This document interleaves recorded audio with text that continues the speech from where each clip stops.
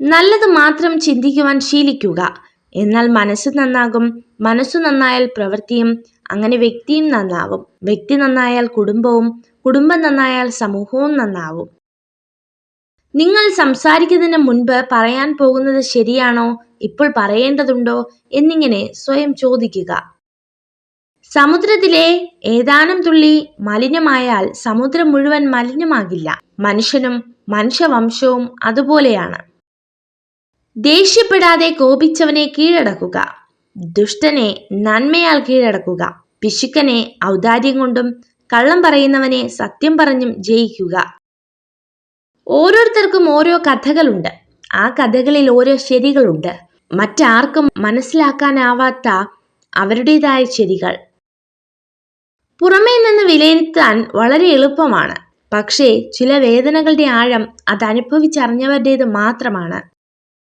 ഒന്നുമല്ലെന്ന് തോന്നുമ്പോൾ കണ്ണാടിക്ക് മുന്നിൽ നിവർന്നു നിന്ന് ചോദിക്കുക, ഇതുവരെ എത്തിയത് എല്ലാം ഉണ്ടായിട്ടായിരുന്നോ എന്ന്.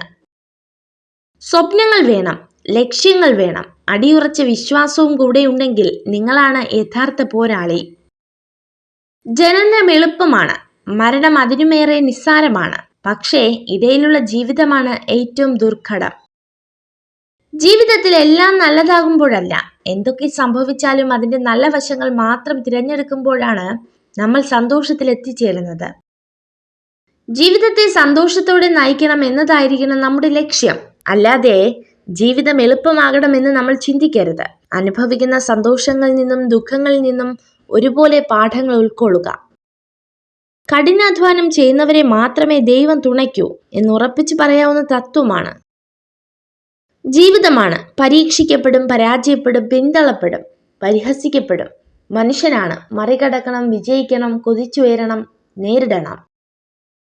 ഈ ലോകത്തെ മുഴുവൻ സന്തോഷിപ്പിക്കാനോ ആശ്വസിപ്പിക്കാനോ നമുക്ക് കഴിയില്ലായിരിക്കാം. എന്നാൽ ഒരുപാട് പേരെ ദുഃഖിപ്പിക്കാതിരിക്കാൻ നമുക്ക് കഴിയും.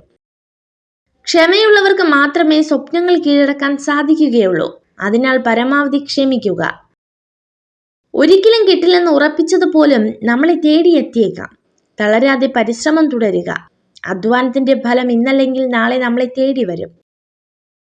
ഒരു സ്ത്രീയെ നിങ്ങളെ ആകർഷിക്കാൻ നിങ്ങൾ നിങ്ങളായി നിലകൊണ്ടാൽ മാത്രം മതി. സ്വപ്നം കാണാനുള്ള കഴിവ് നമുക്കുണ്ടെങ്കിൽ അത് യാഥാർത്ഥ്യമാക്കാനുള്ള കഴിവ് നമുക്കുണ്ട്.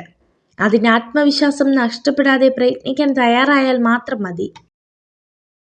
നിങ്ങൾ ഈ വീഡിയോ കണ്ടതിന് നന്ദി. ഇതുപോലുള്ള കൂടുതൽ വീഡിയോകൾക്കായി ചാനൽ സബ്സ്ക്രൈബ് ചെയ്യൂ.